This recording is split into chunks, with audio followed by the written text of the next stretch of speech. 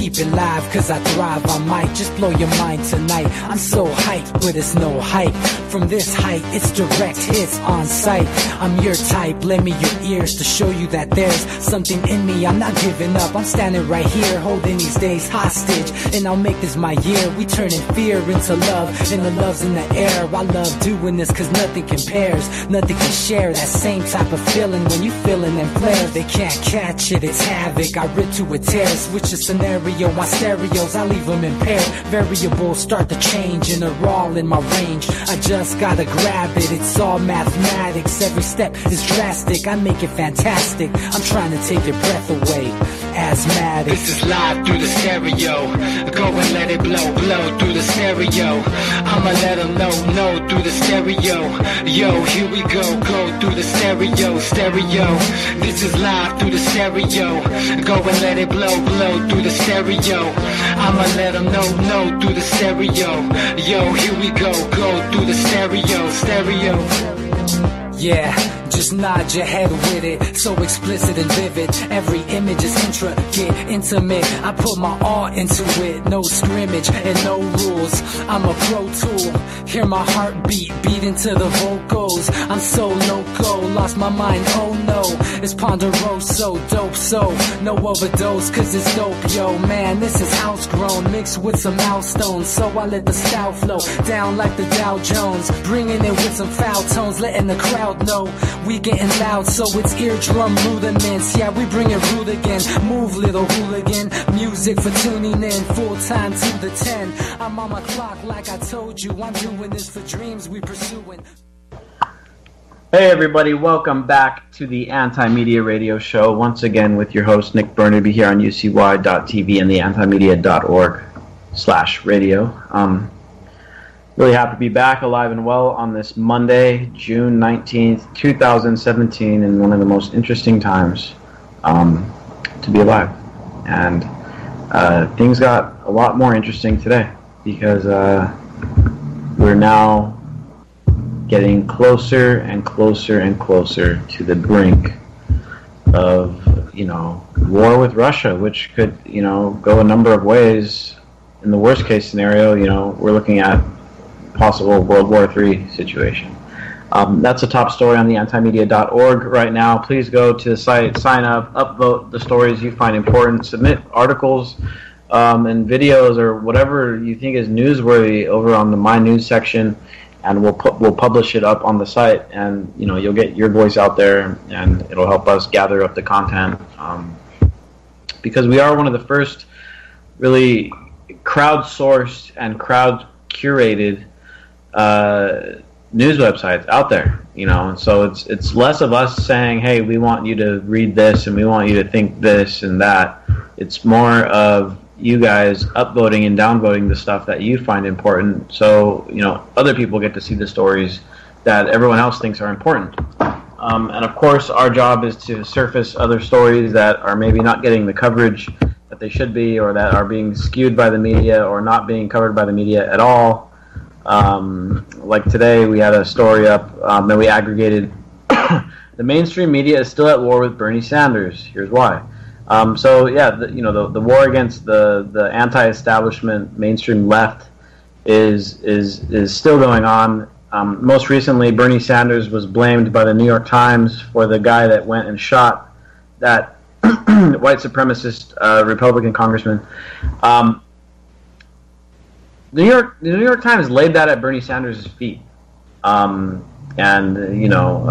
Sanders, I've never seen the guy encourage violence, unlike Donald Trump, who has encouraged violence several times.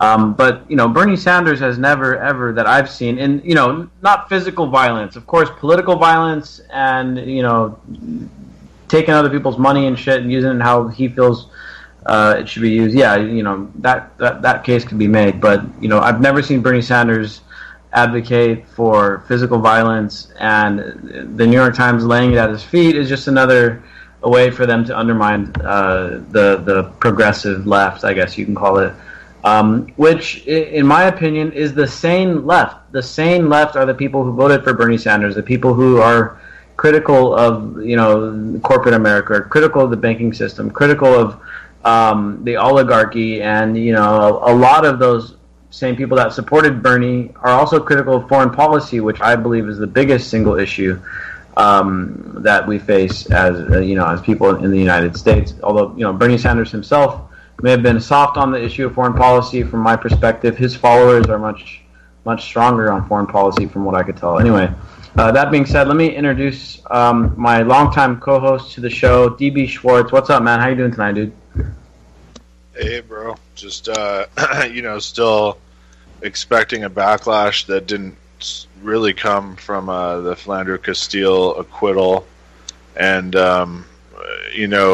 it's partially because of how heavy the presence was by the MPD and the St. Paul PD, but it's kind of in between the two cities where this took place. It's technically St. Paul, but it's really right in the middle of the two cities, and it's like a rift, because you can see where it is a racial thing, but it's more than that. It's a money thing more than anything. Like, you see the Cosby trial now getting mistrialed because he had ridiculously good representation because he has unlimited money, essentially. And then with the Castile thing, well, you had a prosecutor that, let's face it, was kind of not really wholeheartedly going after the officer, because if the officer did have to pay a price for this action, it would have set a precedent that would have made every officer second guess every time they pulled their weapon. That was the excuse and the argument, and it won over the jury. And it was just strange, man. It was a weird time to be up here. I live in a really, really diverse community, and it's kind of up and coming. And, I was driving down the street, and, I saw a group of like 12 to 15 brothers, standing around a barber shop all talking. I know they're talking about the verdict, and it's something that's up here, man. And it's just, this isn't a city that has big problems with black and white or any divide like that, but because it was actually like where the Underground Railroad ended, where they hired a lot of former slaves to work in like the lumber mills and such. So it's always been kind of a working man's town where there hasn't been that like divide, but there's always been that undercurrent. And I think it's, thankfully our economy's good, but man, I can only imagine in places where there's no jobs how it's just making things even worse. And this one too is a little different because I think, wasn't the cop Latino, right? He was, and he scored. He was a 4.0 student with a law degree, like a bachelor's degree, and he was probably on his way to becoming a detective. But it just goes to show, not everybody's got the mental, or psychological makeup to do this job. From all accounts, Philandro was a legal concealed carry permit guy who was not reaching for the gun, but instead told the guy, listen, I've got a concealed carry permit. I'm going to get my ID. And the guy said, don't reach for your gun. And as soon as he said that, he started shooting. And that's the problem, is these guys are getting trained now to just be judge, jury, executioner, to protect themselves at all costs. I mean, he barely missed the baby girl in the back seat, barely missed Diamond, who's the girlfriend that filmed the whole thing. But it's a messed up story all the way around, because they're sitting there in a park or whatever, and they're probably both pretty high with the kid in the back. I mean, the guys, I don't know, man. It was a really messed up situation. He'd been profiled. He had so many reports done on him, and he complained to the city. I mean, and so, being that this cop was a Latino, you don't see the typical divide and conquer narrative from the media. White cop kills black man. His white partner didn't even draw, Nick. He didn't even touch his gun. Yeah, and so you're not seeing that narrative as much. But I think, like you said, dude, it's more of a class warfare issue here. There can be Latino and black cops that end up killing white guys that are in poor neighborhoods. There can be white cops killing black guys in poor neighborhoods. Yeah, it doesn't matter. I mean, I'm sure somewhere in the South, a black cop's killed a white guy and got off. I mean, it doesn't matter. It's blue's always going to beat you unless you got enough green. Yeah, and it's that old that saying that's been around. It's the state versus you. It's not white versus black and stuff. Now, of course, we don't want to diminish the fact that there is a lot of racial profiling that goes on. And I've been subject to that kind of stuff several times here in San Diego, and it happens. Like racism, especially institutional racism, is heavily prevalent still in the United States. It's not going away. It needs to be about and addressed. Do you think that's trained, Nick, or do you get the feeling when you get harassed that it's a personal thing to these dudes, or do you think it's like they've been trained over and over again? Oh, look for this, look for this, look for this. I think that's part of it, and then the other part is just black and brown people have just been criminalized, just from a societal level. They look at a black dude and it's like they look at him like a gangster rapper type of thing, as a thug or something like that. But this is an interesting case, being that the cop was Latino. You're not seeing all that divide and conquer stuff. I found that to be a very interesting precedent, and of course, the cop got off. There was another thing up here where black guy got shot by Hmong cop, who is the Vietnamese, the hill tribes that helped us fight against the communists during that war. But a bunch of them came to Minneapolis area, especially St. Paul, and there's a bunch of cops, and one of them shot a guy, and it almost started something, but the media couldn't politicize it. And that's the thing, man. They're just trying to divide and make this wedge. And it's working for people. Some people are getting angry, and I can feel an undercurrent, but I'm like, hey, man, I'm not that generation. I'm from California. Like, don't look at me in that same light, please. All I can ask. The agenda here is to turn the poor working class people, whether you're white, black, Mexican, Puerto Rican, Asian, or anything else, is to turn those people against each other so that they neutralize themselves. I don't know how many times we've talked about this on this show, but that's the agenda. Because if all of those working class people one day were like, you know what the hell are we doing out here looking at each other like suspects? These assholes that are running the show are the ones that are causing all the problems. The banking class, the political class, the parasite class, the Federal Reserve, the extremely rich families that control all the resources. 5 people now. 5 people, according to all the wealth that's on the books. Of course, there's hidden wealth that we don't know about and stuff.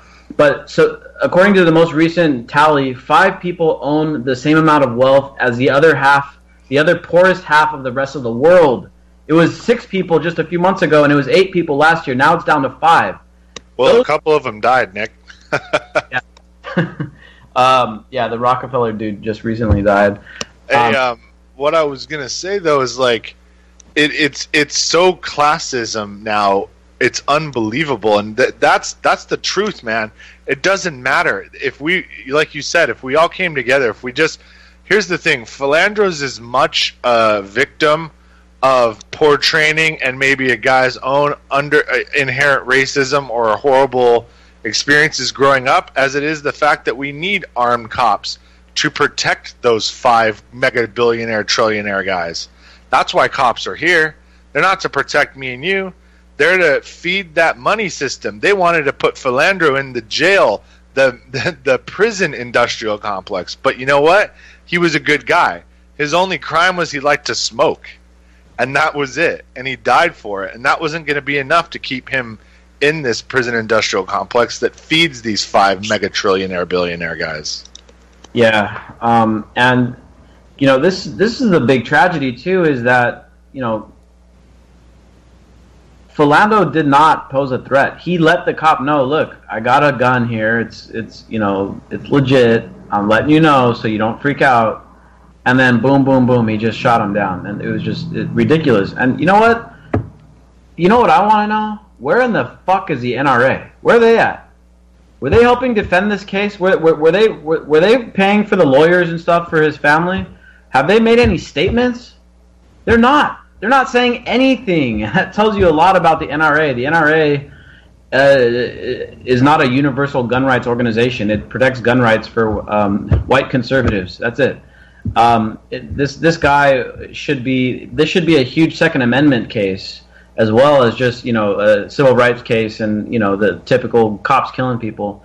But the NRA, this should be a huge gun rights lawsuit right here, because the NRA is always talking about, well, we got to protect our rights. They're going to come for our rights, and they're going to take our guns and shit. It's like they actually did it. They shot a guy and killed him for flexing his Second Amendment, and the NRA, where are they? They're nowhere to be found. The NRA is not a legit gun rights organization, and when it comes down to it, I'm very skeptical of the NRA. I've bought a few guns legally, and when you buy a gun, it comes with like a form to join the NRA, and I've opted out because they do not represent everybody. They only have a very narrow agenda, which basically serves white conservatives, and that's basically it.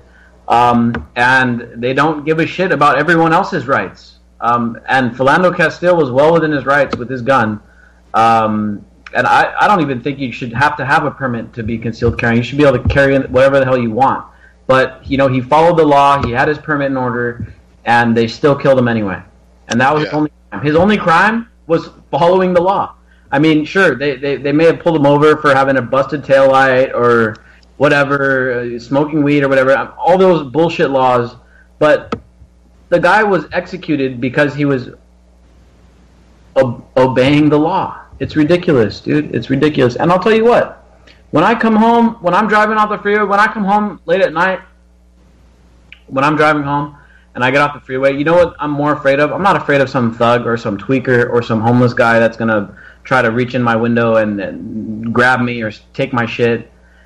I'm more afraid of the thug-ass cops that lurk around my neighborhood trying to hide behind stop signs and catch you rolling through a stop sign in a completely empty intersection where nobody's in danger. And then they pull you over and then they try to get you for whatever they can get you for, whether they try to give you a breathalyzer, try to search you, try to see if you got your registration, which is something that I need to go tomorrow. I got to go to the damn DMV and pay $400 fucking dollars to pay my registration for my damn car. $400. Damn. And right now I'm rolling around with a month-old registration on my car. I didn't realize it. I don't. And that's not the new Tesla, is that, Nick? That's like the 20-year-old Nissan, right? No, I wish I had a Tesla. So yeah, that 400 is just robbery. Highway robbery, dude. I mean, seriously, like, what do you get for that? Because I know those roads suck. Dude, you might as well be off-roading on some of these roads around here, dude. I got to get my car lifted up so I could ride on these things. Didn't they just increase gas tax again because they're like, the roads suck, we need more money?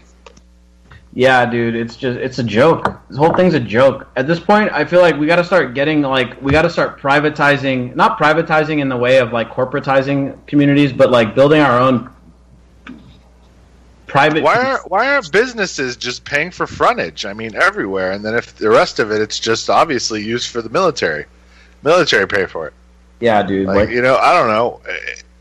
If you want, maybe you can make every interstate highway like a toll. I don't know, but I've been to plenty of like private communities where it's like gated off, and there's like a whole community in there where there's like maybe couple hundred houses and stuff.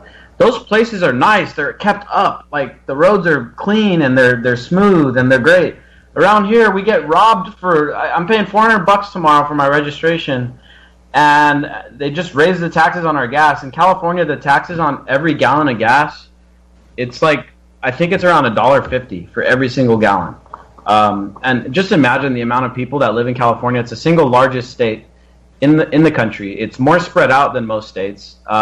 So people here drive a lot, and it's the richest state in the country. So think about it, dude. The amount of taxes they get just in gasoline sales alone is enormous. It's probably I don't know, $250 million a day or something ridiculous like that. I don't know. I'm probably saying way too much, but it's a lot. It's a lot. But yeah, it just pisses me off, dude. And these cops are just out there collecting revenue, bullying people, dude. I'm more afraid. Like I said, dude, I don't live in the best area. It's not as bad as it was when I was growing up. It's gotten a lot nicer ever since the war on drugs kind of got rolled back around here, and a lot of the gangs kind of dissipated. But I'm not afraid of walking around the streets in my neighborhood. I'm not afraid of driving around the streets in my neighborhood, even though it may not be the best area. I'm afraid of the damn cops giving me a hard time. And that to me is just telling. It's very telling, and I think a lot of people feel that way, especially younger people. Maybe if you're like really old and you've been around for a long time, the cops pull you over and they're like, oh, it's an old grandpa. They're not going to give them a hard time. But if you're someone that's my age, you don't look as clean cut as maybe you should, according to the cops anyway. They could try to get you for anything, just to try to search you and see if you have weed or whatever. And it's really sad that this country has kind of descended to that point where even the community cops are kind of just going around hurting and killing people. And I think we're still on track this year to the cops are on track to kill another 1,000 people. They've been killing over 1,000 people a year since like 2013, I believe. And it's getting ridiculous. And look at what's going on. Let's shift gears here and go into foreign policy because, God, dude, this foreign policy stuff is just going on. But look at this media hypocrisy on this dude that was put into a coma by North Korea. This American guy that was over there who was accused of trying to steal a poster from a hotel, which is stupid as hell. And who knows if he really did it. Maybe it was just a setup. Maybe they thought he was a spy or whatever. They put him into a coma for one reason or another. I don't know what they did to him. If they beat him, if they gave him some drugs or what. I don't know what they did. But he wasn't complying with their order of hard labor, and so they tried to make him more docile, and they overloaded him because he's a big, skinny white dude, and they're used to treating not those kind of guys, and so they gave him the wrong dose, and he went into a coma. Yeah, and now he just died. And so don't get me wrong, this is a very sad situation, but this has become this big media propaganda narrative where it's like, oh my God, look how bad North Korea is. I can't believe they put this guy into a coma. It's like, yeah, that is bad, but how can we point fingers at them when our own cops just got away with killing Philando Castile for no reason? For no reason other than him following the damn law. Our cops kill 1,000 people a year, so now that this North Korea thing is happening, it's dominating the headlines much more than the Philando Castile thing. And they're just trying to use it to demonize North Korea because it serves a purpose of propaganda, obviously. Pretty sure that guy wouldn't want us to go to war because of that. Yeah, and I'm hoping that people see through this and hoping people see this media hypocrisy. It's like, let's pay attention to the shit that we got going on here because we're poisoning our own people. They got what's going on in Flint. You got like a mass poisoning of people. There's a whole generation of kids there that are probably going to grow up not mentally fully capable as they should be because they've been ingesting lead for their whole life. That's a big issue. I mean, one guy getting poisoned by a crazy dictator in North Korea, yeah, it sucks, but I can say that's probably a little predictable. The fact that not just Flint, but communities all around the country are poisoning our kids with lead, that's something that is right here at home that we should be dealing with, and we shouldn't be over there trying to encircle North Korea with half of our Navy for no reason.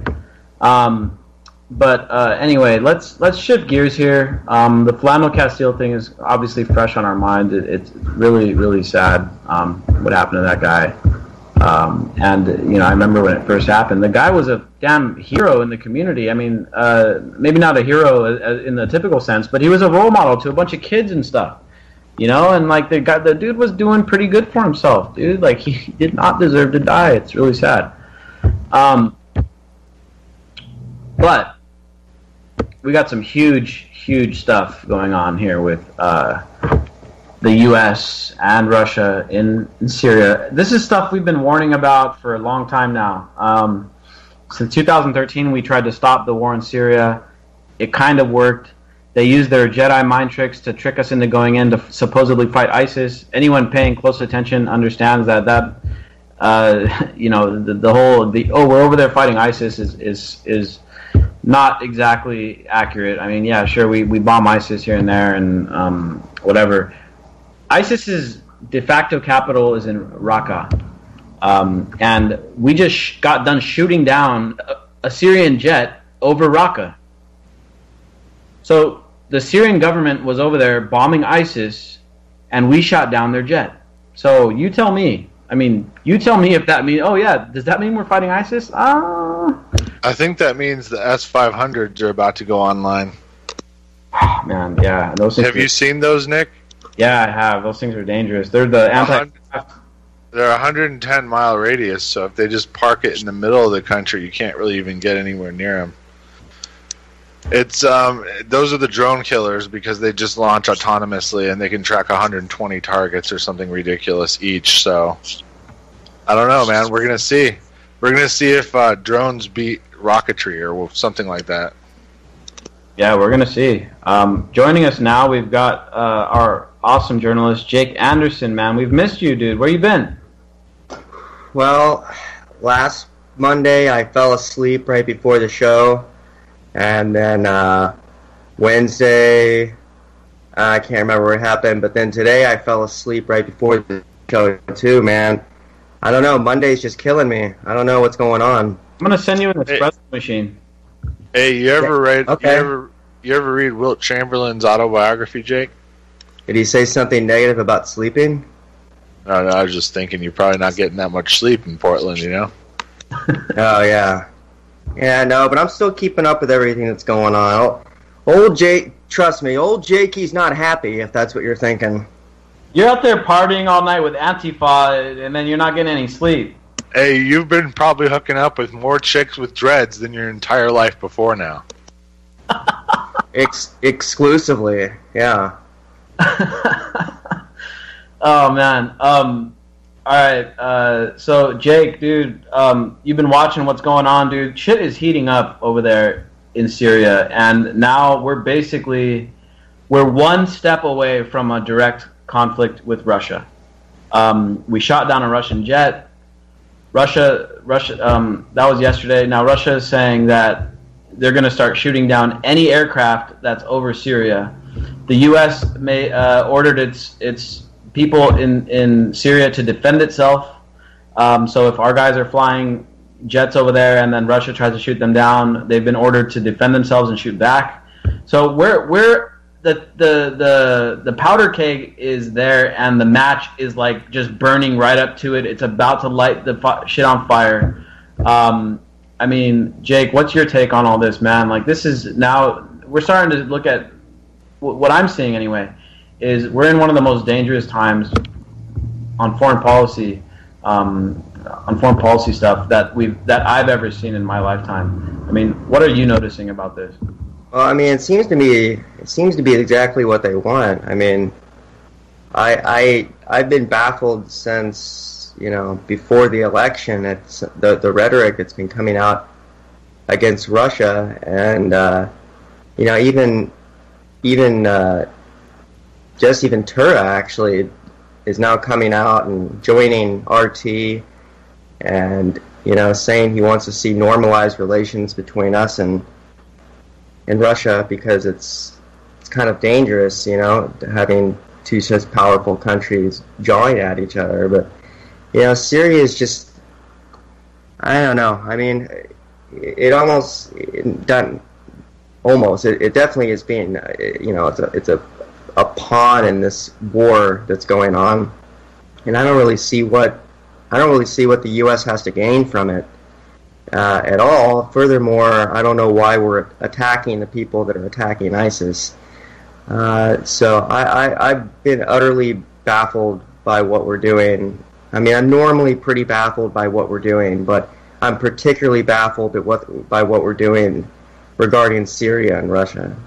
So this is now the third act of war that we've committed against the Syrian government. And as far as I know, Trump has not gotten congressional approval. I think there's like a window of 30 days where the president can go ahead and start attacking governments, and then within 30 days he has to get permission from the Congress. Now, from what I can tell, Congress is basically sitting on its hands, and it's more concerned with, checking everybody's closets to see if Putin is hiding underneath, your clothes in your closet or whatever they're doing. Congress is just languishing. Why is Congress even there at this point? They're not doing shit. Like, the Pentagon and the military-industrial complex are calling all the shots. They're calling all the shots right now.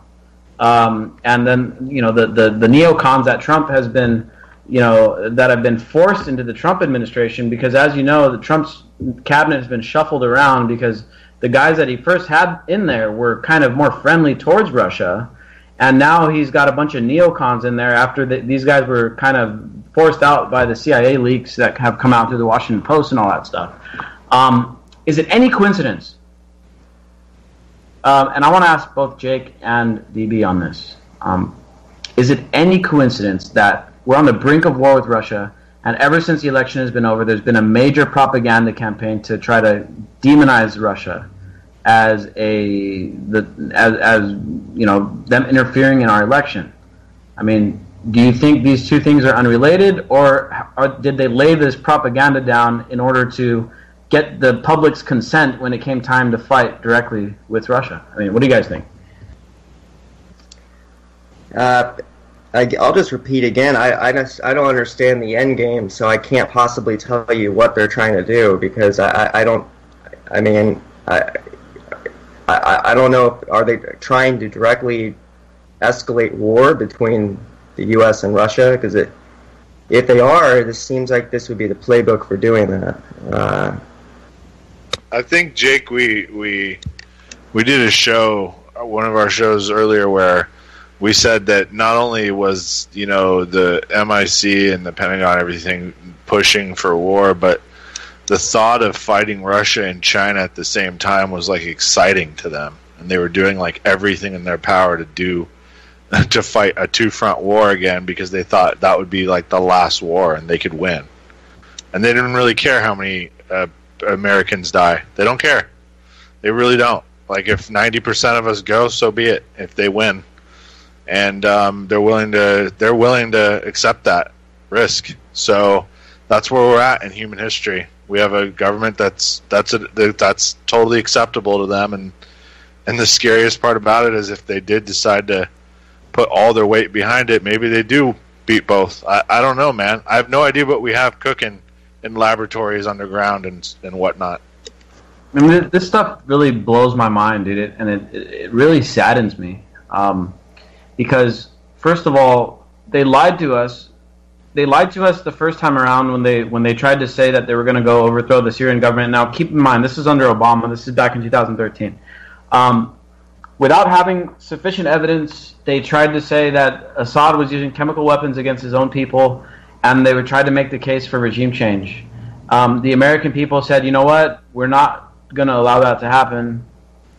We don't have enough evidence, and even if we did have enough evidence, I mean, are we going to go overthrow a government for hurting its own people? Like, are we going to do that? Like, we've already done that before. We've seen that song and dance before in Iraq and Libya, so we got tired of that. So now they have to come up with new shit, new excuses. Exactly. And so then they lied to us on that front because we found out later. I mean, it's still kind of disputed, but at least some investigations, including one from the UN, found that the Syrian government was not responsible for that chemical attack, and that it was actually the rebels. Of course, both sides are going to point fingers at each other. We don't know the real story. But the bottom line is we don't know the facts. How can we make a judgment? And it's like Iraq. How can we go say, oh, Saddam has all this stuff, and we don't actually have the facts. We're pretty sure about them. And then, oops, a million people dead later. Oh, I guess we didn't have the facts correct. But listen to these people. Listen to these intelligence officials who got that intelligence wrong. Let's keep listening to them for other things. God, ridiculous, right? And so when that didn't happen, 2013, and I'm proud to say that we were a huge part of that campaign, the No War with Syria campaign. I'm proud to say that we helped we actually jump-started that whole thing, and I'm happy about that. What I'm not happy about is that only months later they said, okay, well, Syrian government isn't the target that we're going after in Syria, but we have to go over there to fight terrorism because ISIS is really bad, and they're cutting off people's heads, and that's really bad. Even though our homies in Saudi Arabia cut off people's heads too, but let's not even talk about that. Let's just focus in on ISIS and let's go invade Syria and fight ISIS. I want to just, sorry to interrupt you, Nick, but I just want to briefly say, let's also conveniently not report that Iran is also fighting ISIS and launching extremely expensive and advanced weapons at them. And they're sending their own guys down on the ground, and they're dying fighting ISIS. And we're going to try to now set something up where Saudi Arabia fights Iran, which is fighting ISIS. So what in the hell, dude? It's just chaos for chaos' sake. Yeah, they don't have the strategy is just to keep fighting going and to keep the war going. The goal is not to win the war.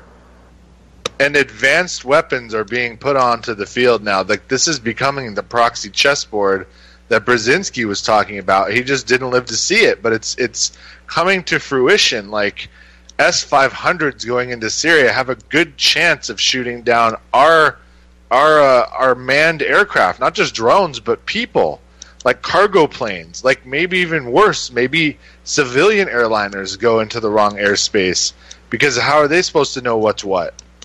And the moment Russia shoots down an American jet with an American guy in it, and all the propaganda that has been laid, let's think about this.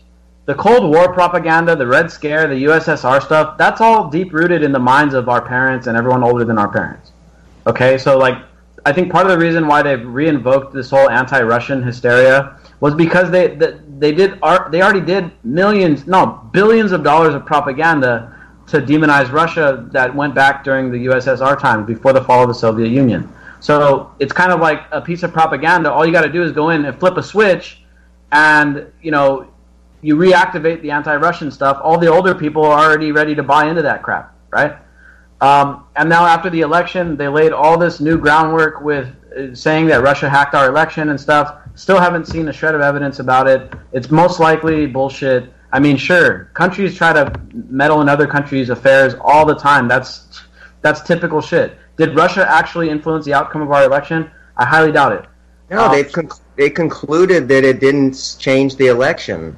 So it's like, okay, it's like that's weird. Bad Russia. Bad.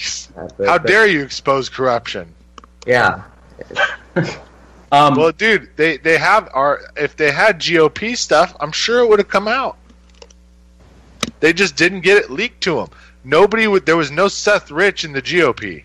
Maybe because they saw that Trump, as weird and crazy as he is, legitimately won an election. Yeah, Trump actually won. As retarded as that sounds, as horrible as that sounds, as xenophobic and racist as his supporters are, that's America, buddy. That's who we are at this point. And they're not all, or they weren't all racist. Many of them were just under or unemployed and desperate. Yeah. So they believed his con. And you know what? Manufacturing is coming back. It's just not going to be enough unless it goes for years and years and years. But it may come as a result of wars, and it could just, a lot of crazy stuff could happen, man. So I don't know, but the alternative is Pence. So I hope people aren't crazy enough to actually be buying into this impeachment bullshit. Yeah, I'd rather have an ineffective president than an effective one, to be honest.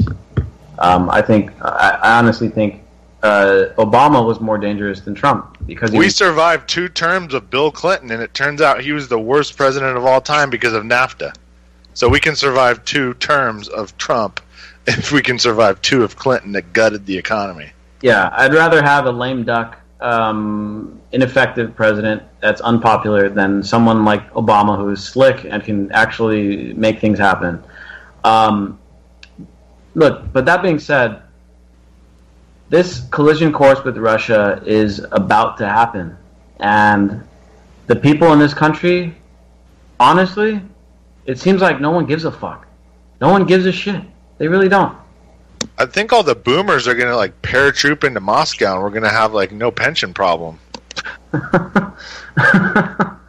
I just don't think people believe. I just don't think people believe that we could go, that any kind of protracted, military standoff would happen with Russia again, which is mind-blowing that, we came so close to supposedly a nuclear war during the Cold War with Russia, and yet the same people that lived through that are now, throwing this right back into the ring again.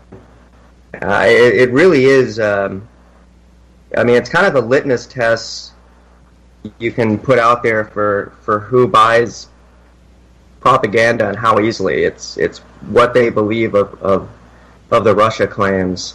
It's just the way I'm perpetually blown away by how on point every single mainstream media person is, to a T. Every single time there's someone who's questioning it, they always ask in this just incredulous voice, "You don't think Russia tried to influence the election?" You know, it's across the board from Fox to OPB here in Portland. It's just the media, I've never seen such lockstep propagandized media assault as it's just literally every single media person I've heard for the past year has asked, and you know, they're just blown away by the idea that you would think that Russia was not involved in hacking our elections, when the only evidence is from intelligence, the same intelligence apparatus that told us that there were weapons of mass destruction, and no evidence has been submitted, and they've even admitted that they did try and interfere. They did try and get information from state, local and state coffers, but none of it was changing the election. They weren't going in and switching votes. They didn't steal any election. It's completely, the whole situation is just completely screwed up based on the media, based on what they've done, their narrative.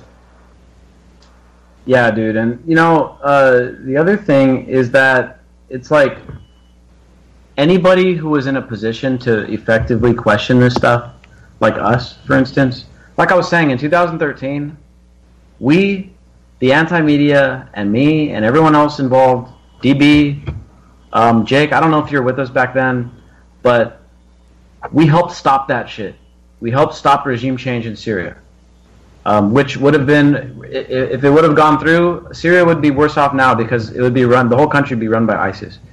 But not only have they ramped up this Russia stuff, but anybody who was in a position to effectively challenge this narrative, after the election, we've been labeled fake news, Russian agents, and we've been algorithmically censored by Facebook and Google and YouTube and basically anybody else you can think of. And so they've clamped down on the internet, they've clamped down on anybody countering these narratives, and they've jammed this Russian propaganda, or this anti-Russian propaganda, up everybody's asses, day in and day out, month after month after, and we're going on a year now where they've been saying this shit. They are getting us ready for a big-ass war with Russia, and there's no other way to put it. And you know what? Americans haven't seen the casualties in a long time. I mean, the amount of people on our side that died in Iraq and Afghanistan, it's pretty small, dude. It's pretty small. I mean, I don't even think 10,000 guys have died yet.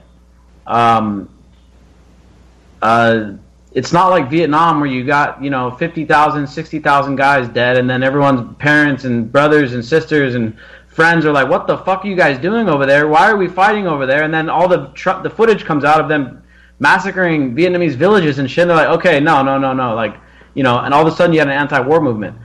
This is unfortunately what is going to have to happen. These guys are going to take us to war, and nobody's going to give a shit until their families start dying and the casualties start coming home in body bags, draped in flags. Like, this is the sad thing, dude. No one gives a shit. We're constantly putting out content, dude. I can't tell you guys how many articles we've put warning about the incoming conflict between the U.S. and Russia. In fact, the one today, the main story, U.S. and Russia teetering on the brink of war, what you're not being told. A great, long breakdown, technical analysis by our Middle East,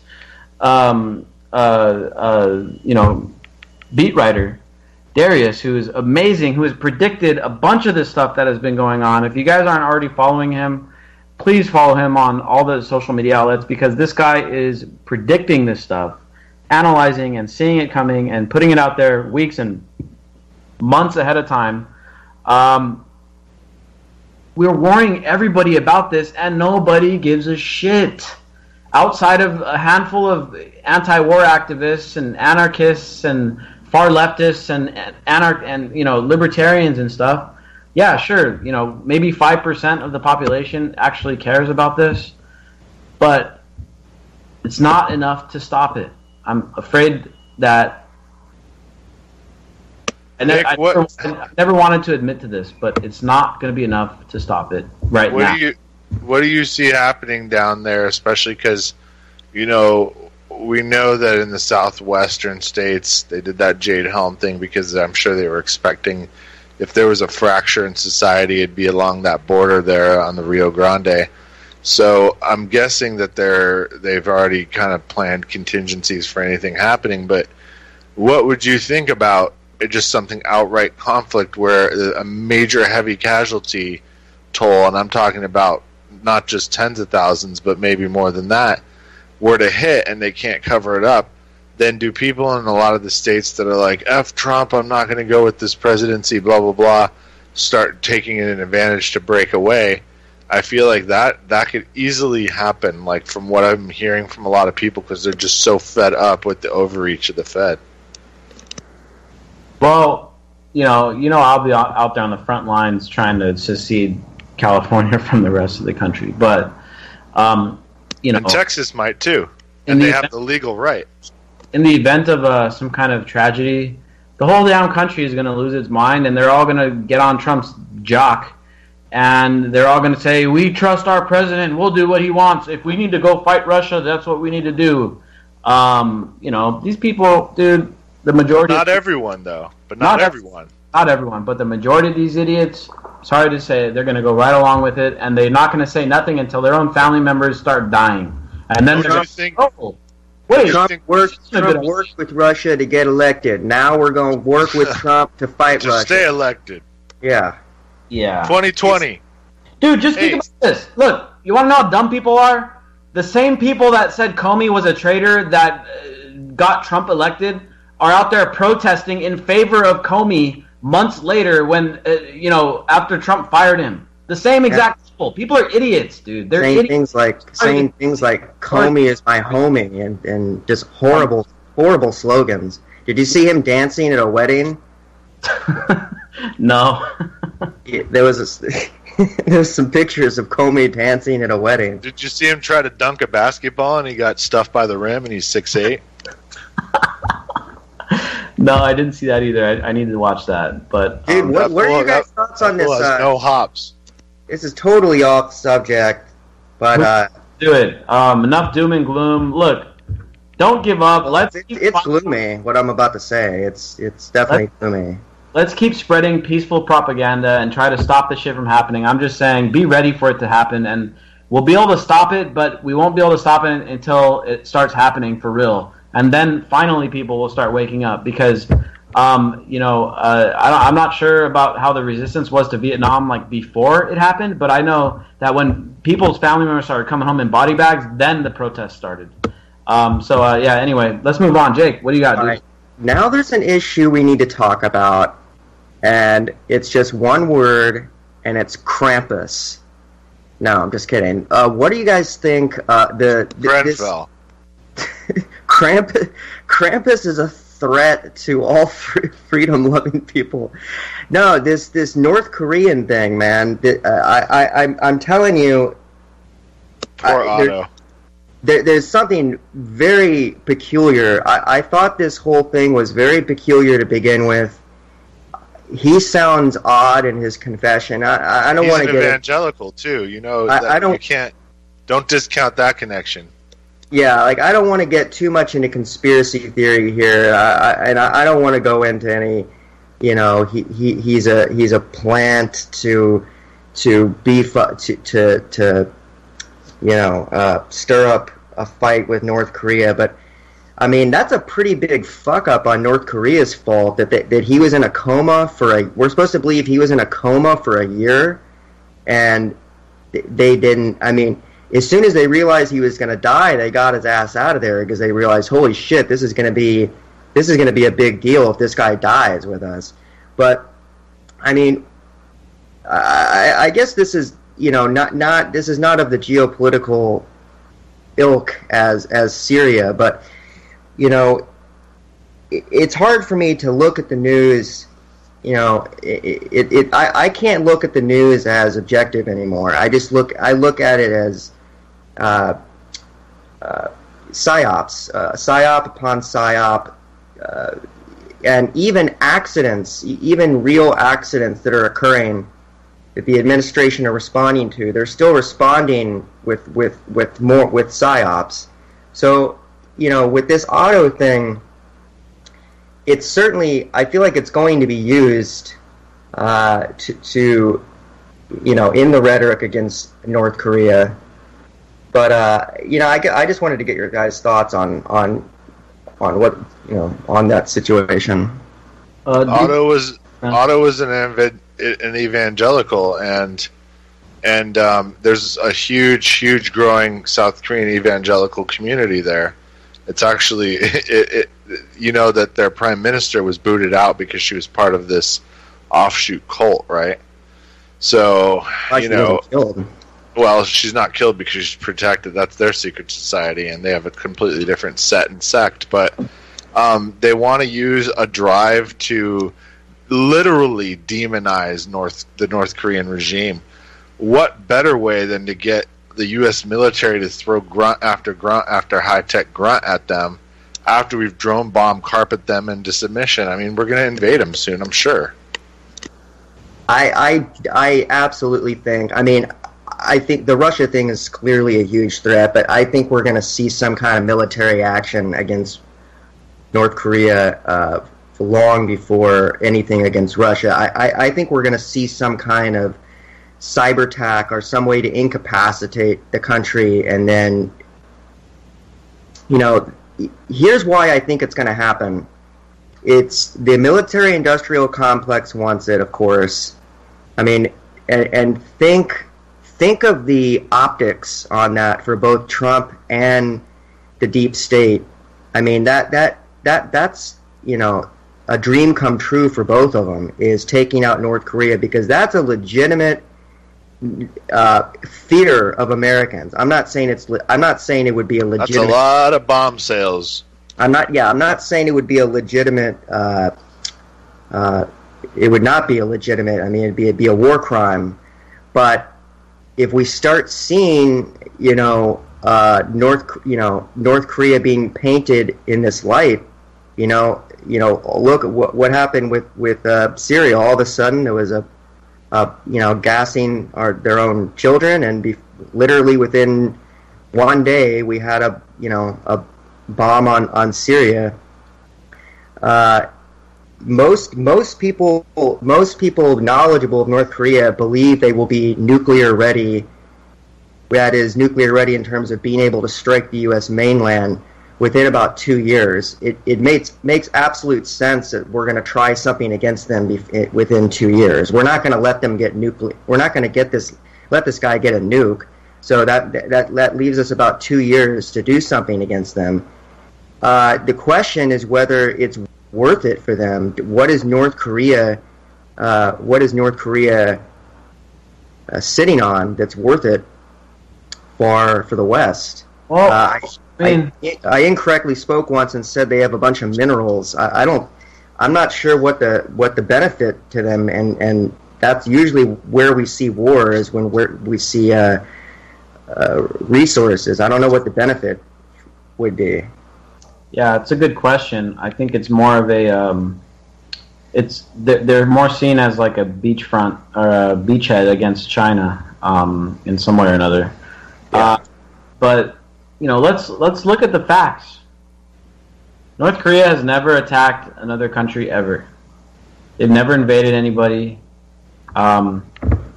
They have never gone around trying to overthrow governments.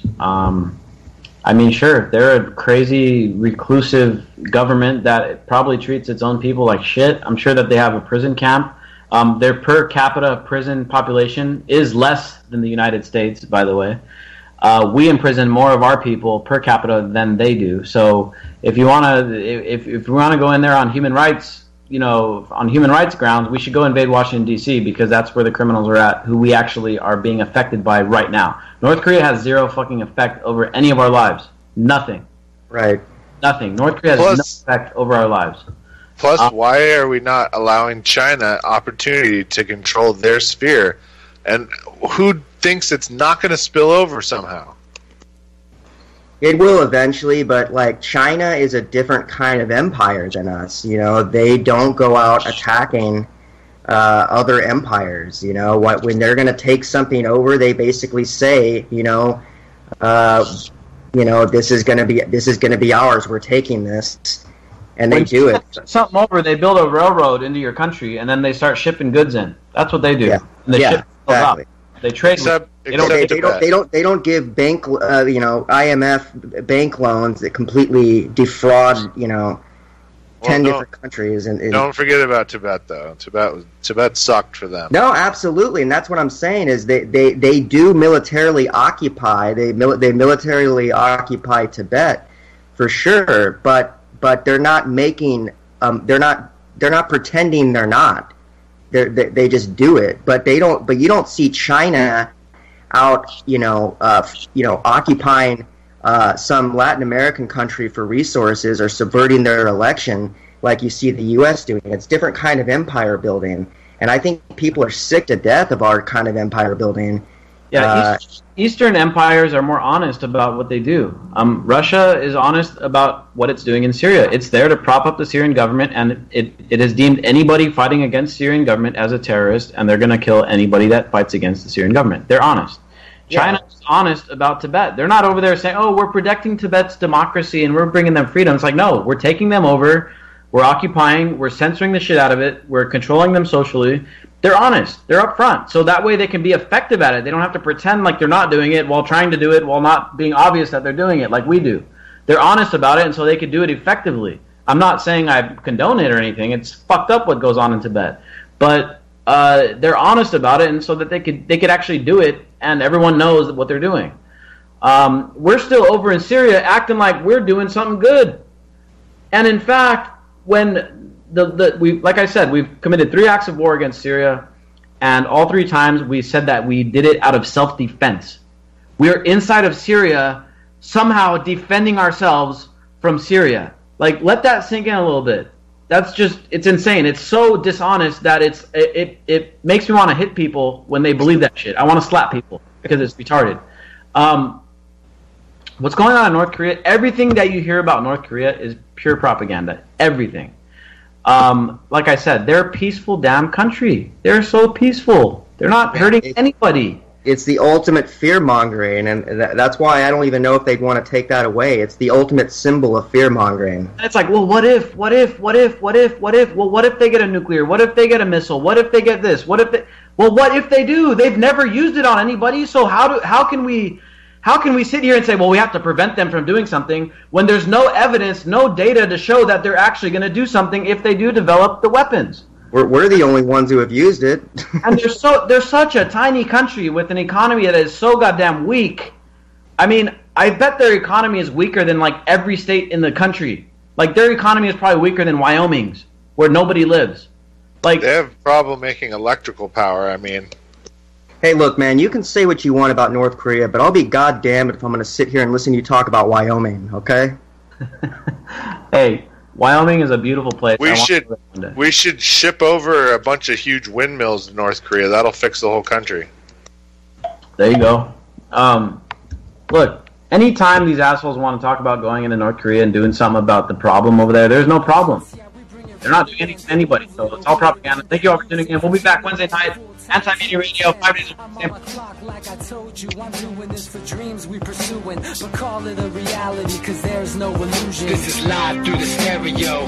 Go and let it blow through the stereo. I'ma let them know through the stereo. Yo, here we go through the stereo. This is live through the stereo. Go and let it blow through the stereo.